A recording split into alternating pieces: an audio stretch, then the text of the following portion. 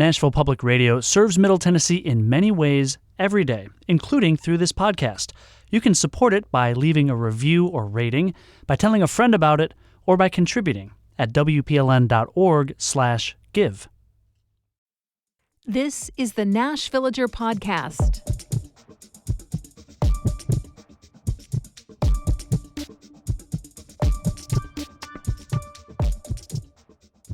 It's October 30th, 2025. On this day in 1948, the town of Donora, Pennsylvania experienced something that sounds like a horror movie. But I swear, it was an actual fact. Killer smog. Well, I guess I'd been experiencing it for a few days at that point.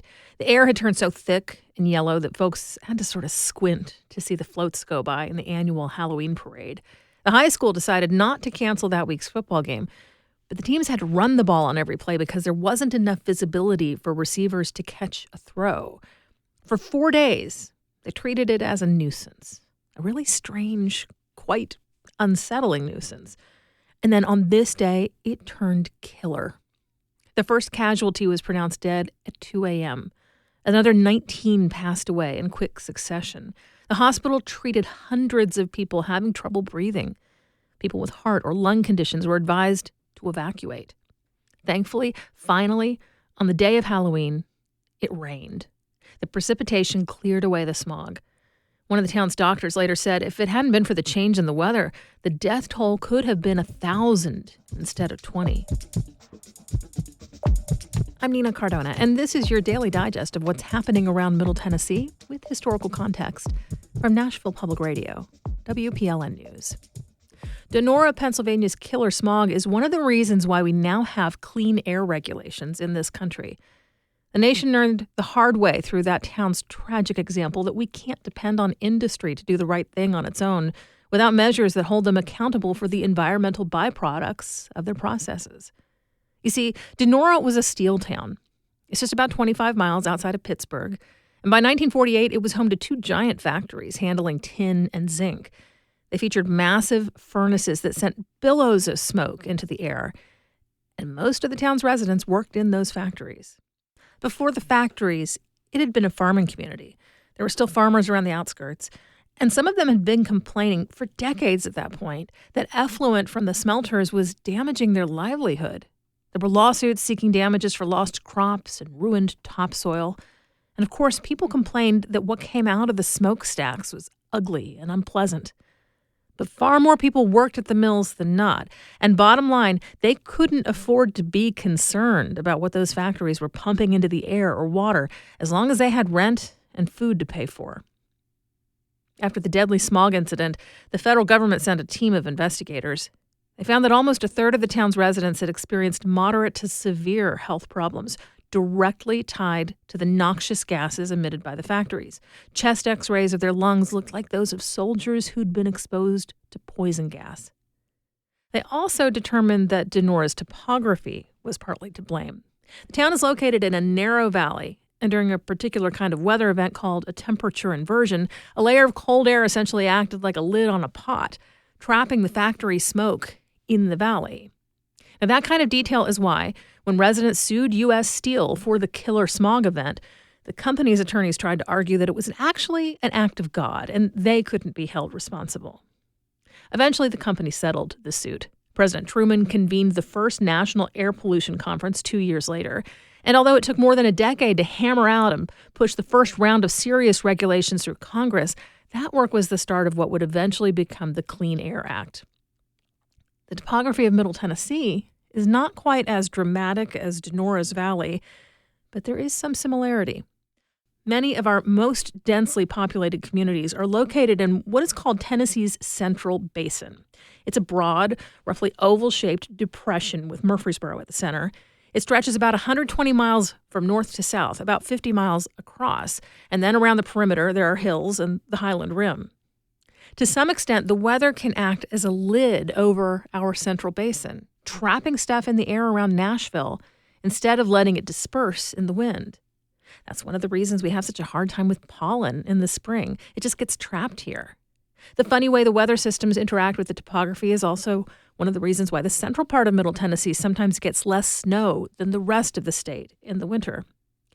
In the mid-'80s, the air quality in our area was deemed poor enough that the federal government required annual emissions tests on vehicles. It was part of getting your tags renewed each year. Along with that, gas stations in some counties were legally required to switch to a special fuel blend in the summer that burns more cleanly. It meant the gas prices in Cheatham County, which didn't have to sell the summer blend, could be cheaper for part of the year than just across the line at Davidson, which did have to make the shift. And a lot of us became very aware of the difference one summer after a hurricane in Texas suspended production of summer blend gas. The Nashville fuel pumps ran dry, and lines at the closest stations carrying regular gas were incredibly long. Those requirements went away a few years ago, partly because our air quality improved, partly because even fully gas-powered vehicle engines had become much more environmentally friendly, and partly because, in 2017, the first Trump administration began rolling back air quality standards. The bar for what was considered safe was lowered. These days, as WPLN's environmental reporter Caroline Eggers has told us many times, and probably will have to many times more in the future, given the announcements that keep happening, the main place where folks are fighting now over shifting standards and what is clean and what is dangerous is in the debate over electric power plants. And we in Tennessee are at a disadvantage compared to many other parts of the country. We get our power from the nation's largest public utility, TVA. And TVA is at the back of the pack when it comes to reducing dependence on fossil fuels. The current short-term strategy seems to be to build gas-powered plants that belch smoke that can get trapped in our big basin with its cloudy lid. In just a few minutes, egg punk and giant puppets. That's coming up after the newscast.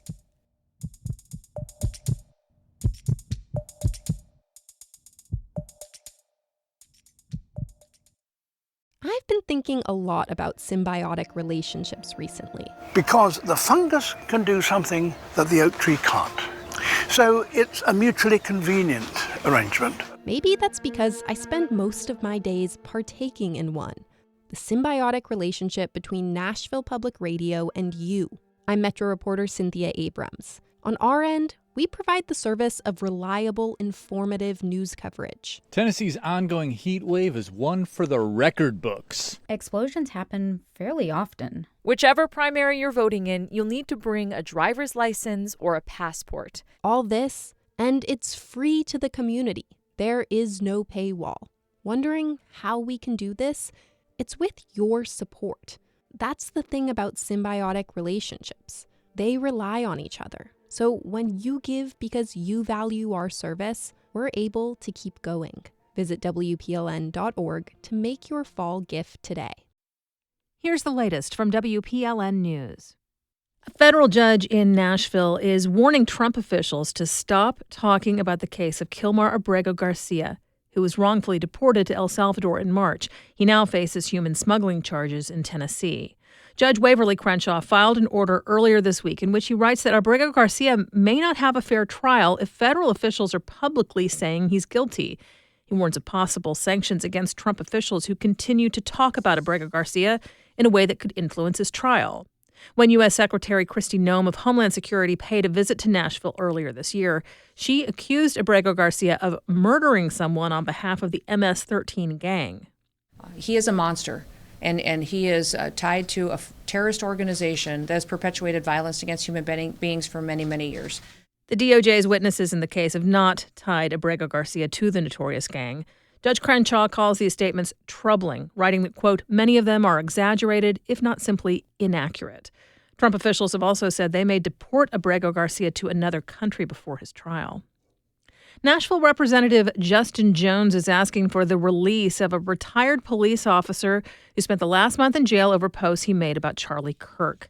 61-year-old Larry Bushart was arrested and charged after reposting a quote from President Donald Trump in Facebook regarding the assassination of the conservative political activist. The quote reads, "We have to get over it," and is attributed to the president one day after a school shooting in Iowa.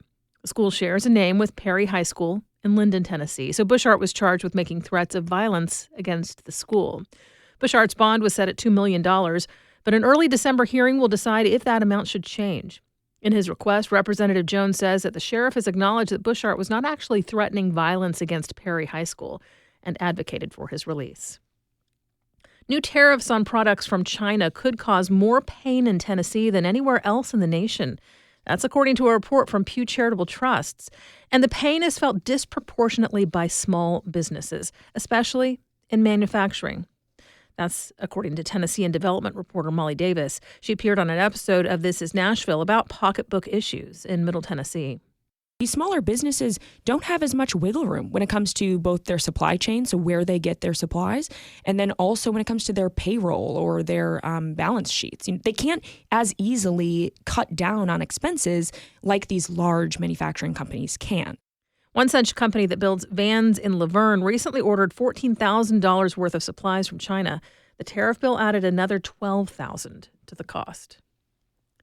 One Tennessee food bank is activating an emergency plan to help families during the federal government shutdown. The plan by Second Harvest Food Bank of East Tennessee is to provide extra food boxes, increase the amount of production and distribution, and supply each partner agency with additional food. The sister organization that provides food for households in our part of the state is also indicating an intention to adjust its strategies to address the increase in need. A memo from Second Harvest of Middle Tennessee says the organization is reallocating its resources and increasing food distributions. The group partners with about 600 community agencies around Middle and West Tennessee. The controversy over the execution of Byron Black is prompting another death row inmate to sue the state. Harold Wayne Nichols is set to be executed December 11th. He needs to choose the method in 2 weeks. His lawyers say they've been denied access to execution records, which makes it difficult for Nichols to make an informed decision. They're suing the Department of Corrections for violating the Public Records Act. Generally speaking, lethal injection has been the default execution method in Tennessee since the year 2000. But state law allows people sentenced to death for crimes that occurred before that date to opt for the electric chair instead. Meanwhile, multiple newsrooms, including WPLN, are going to court over Tennessee's execution process. The Media Coalition seeks a court order to require the Department of Correction to allow more press access to the process. The state constitution protects the ability of journalists to act as witnesses. The legal filing contends that limitations on what is observed and for how long hide whether the state is following its own rules. Tennessee had to pause executions after it was found that the state put to death multiple people without following its own protocol. It changed at the start of this year, and 2 men have since been executed. Developers working on Metro's East Bank project have revealed new details about the affordable housing plan for the neighborhood. Representatives from the Fallon Company, that's the project developer, and their affordable housing partner, Elmington Capital Group, presented an update this week to the East Bank Development Authority. That's the body overseeing the massive redevelopment across the river from downtown. It's set to, at least one day, include a new Titan Stadium, a new Tennessee Performing Arts Center, as well as retail and housing options. This is all adjacent to the Oracle campus. Elmington's president described the latest plans for affordable housing, which could begin construction as early as May. This includes 323 affordable units, a nearly 9,000 square foot daycare center, and close to 13,000 square feet of retail space.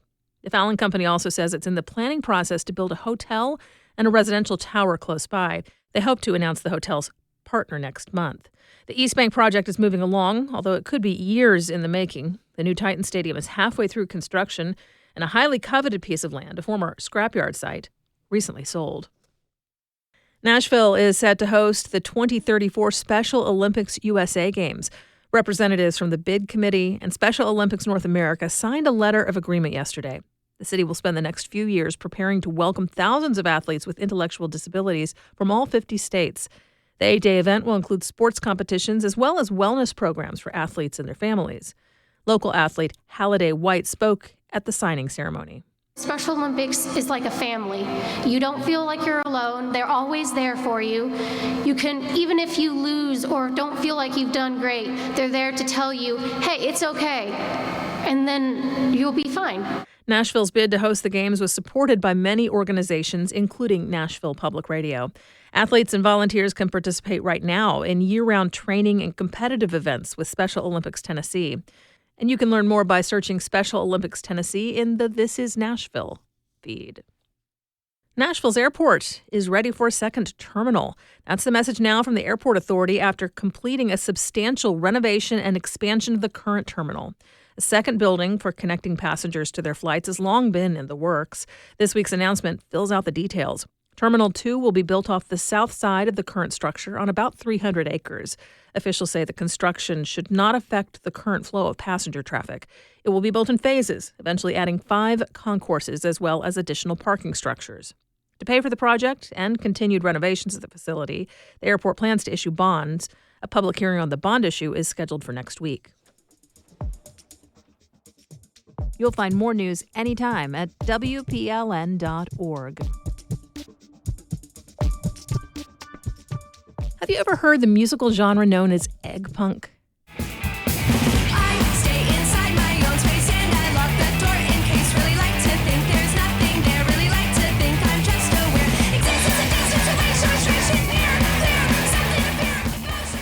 That's the Nashville band Snooper, who are considered one of the leaders of the niche internet subculture. It's been described as a mix of lo-fi aesthetic with a healthy influence from 1980s legends Devo.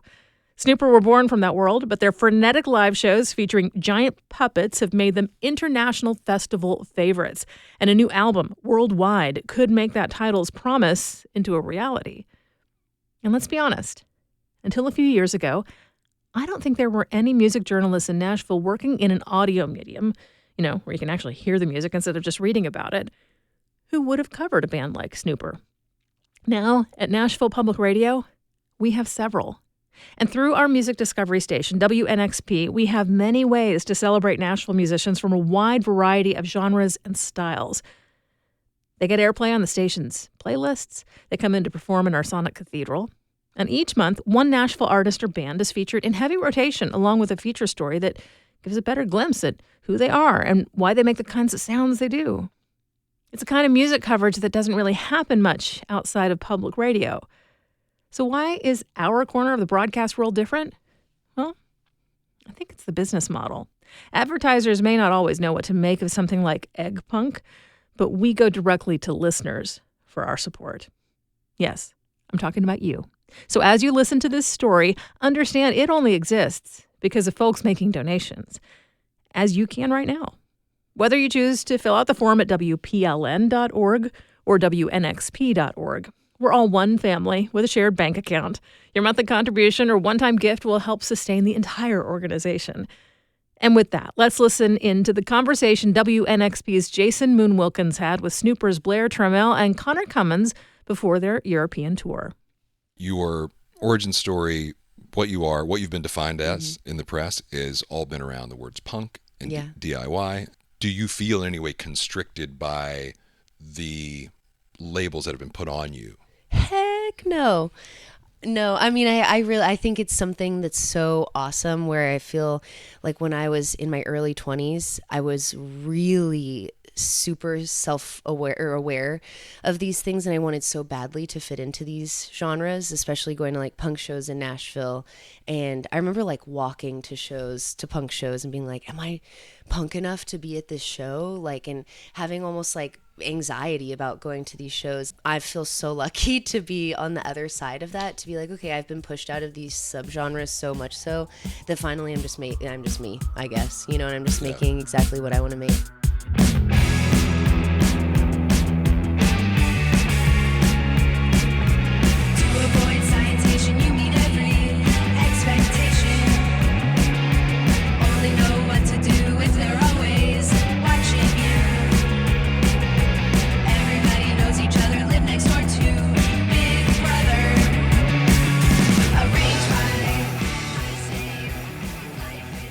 Actually, last night I had watched the Devo documentary, and in thinking about seeing you guys today, it was like there are, I don't even necessarily mean musical similarities, but in the sense it started more as an art project. It was very visual. Yeah. They changed identities and things like that. The one thing that they really focused on was this concept and perspective, the de-evolution thing that sort of informed them. Have you guys talked about that at all? As far, is there a perspective or a philosophy that sort of guides you in some of the choices that you make? Snooper really initially started, like you said, as an art project that kind of was meant to just exist in this niche part of the internet. Like, I never really wanted to play live. I'd never sang in a band. I felt like, oh, I'm doing this band as a way to like showcase my art more so, and to make music videos with my buddy and my partner, and it would be so fun. And we kind of just fell into playing live shows. But I think that for me, in the same vein as Devo, like I really care about the message, the art, the everything. And when I put on the puppet, the bug or whatever, at the end of every show, and I go in the crowd, and it feels so good to connect with people through this project that we've started. And I think that we just want to lean more into that as we continue with Snooper. Yeah, and I would also follow that by saying I think that even if there's not a clear message from Snooper or most artists who are in the similar vein right now, I think in 20 years, when everyone looks back, not enough artists are referencing that this will be looked at as the post-COVID time. Yeah. Like, it's only been 3 years since live music totally shut down. So even the sense of bringing together people in a live show and community after not having live music for 2 years still feels like an achievement, at least to me in some ways. Yeah, for sure. You've talked about this in multiple interviews about fun being integral to the experience of your band live. And is that something that you have to make sure, there's going to be some element of this that is fun, whether it's live or video or... Yeah, and I mean, I think that I've become sensitive to the fact that it's like, fun doesn't mean that it's silly. Sometimes with this like genre of egg punk or whatever, it's like, oh, well, then they must just be making stuff just, willy-nilly. And it's like, this music actually is very serious to me, but of course it's fun. And I think that I've just been to so many shows where I love a band. I feel like I'm so excited to go see their live show, and I'm bored. I feel like for me personally, I don't play guitar. I don't really play instruments. I can't hear a guitar tone, but I can tell if I'm having a good time at a show. Yeah. And I think that we've gotten this reputation for being like, oh, so fun. And it's like, actually, I'm just really careful about like including the audience in the show. I want my energy to make them feel energized. And I feel like it's like if I go see a band and they're just like staring at their instruments the whole time, but that's just not Snooper. Like, you're gonna be probably, if you choose to be, included in the show in some sort of way. Like, it's a good time. You're gonna leave sweatier than when you showed up. Yeah. But I think the world building that's gone into Snooper is inviting, and people have the option to like step into that world with us or not. But it's a fun place to be. So yeah. Mic drop.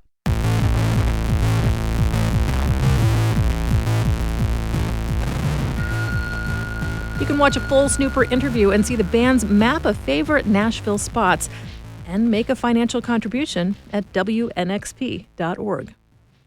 Well, we do this roundup of Nashville news every weekday. That's also part of what you pay for when you make that donation. I say it every day, but the fact is far from routine. Everything at WPLN News is listener supported. You are the lifeline of this operation, and you can always make a donation at WPLN.org. But right now is a particularly good time because it's our fall fundraising sprint. Back in August, we fixed the hole in the roof, if you will, created by the end of the Corporation for Public Broadcasting. And now our regularly scheduled drive is happening to pay the mortgage. Again, that web address is WPLN.org. And that's it for today. Thanks so much for listening. Let's make this day a good one, and we'll catch back up tomorrow.